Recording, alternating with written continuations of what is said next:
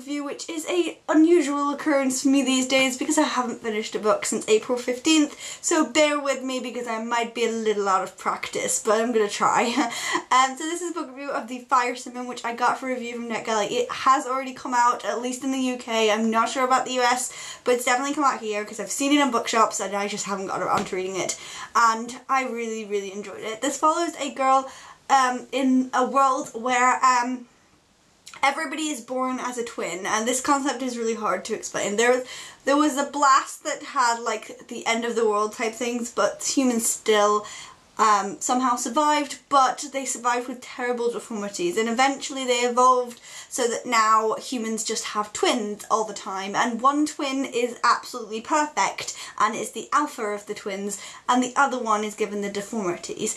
And our main character Cass is situation was a bit different to that. Normally, the alpha and the omega twin are separated basically from as soon as possible.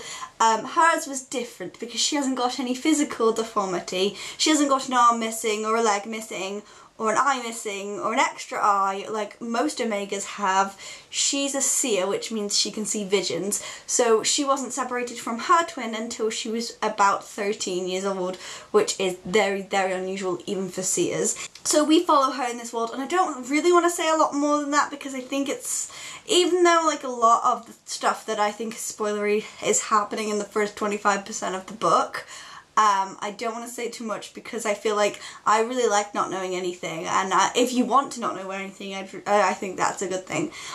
So I really like the characters in this. At one point she meets a guy called Kip who has one arm, and he's very, like, he doesn't remember his past, so he's very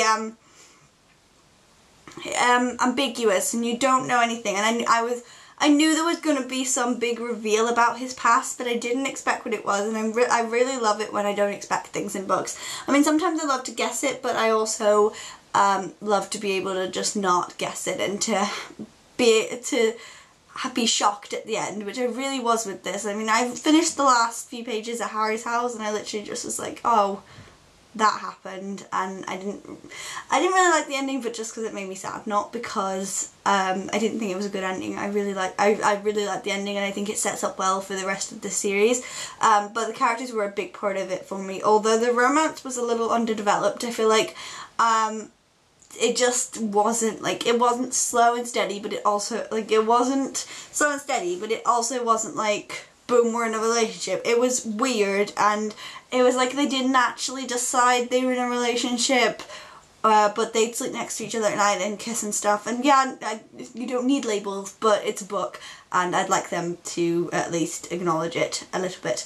The writing style was beautiful at times, and I really got what Cass was feeling towards her twin and towards the Alpha Omega system. I really understood it and I was really rooting for her, but it was a bit irritating that the other characters didn't understand what she was saying. Like, she'd say, well, because if you kill one of them, the other twin dies. So like when one of the people in the book would kill somebody, she'd be like, you didn't just kill that person, you killed some other innocent person across the country. Like, and nobody seemed to understand why that mattered, and that it was important, apart from Cass, which really annoyed me, but it's to do with the politics and the propaganda that had gone out, which was a really great thing about this book. I loved the government propaganda that was distributed, even though this was not a big part of the book. I really enjoyed it whenever it was a big part of the book.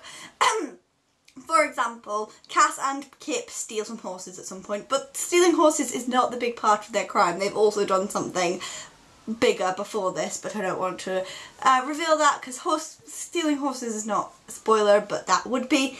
And so in the propaganda posters to try and capture them, it just says horse thieves instead of everything else they've done, because the government doesn't want the regular people to know that stuff. It was just really good. I just really liked it. I gave it 3.5 stars, but I gave it 4 stars on Goodreads just because I feel like the ending was a bit abrupt, and I don't know, I felt like the whole book I was liking it, and it definitely got me out of my reading slump, but I didn't love it at any point. I just enjoyed it a lot. So yeah, that was my review of The Fire Sermon by Francesca Haig, and I will see you next time. Goodbye.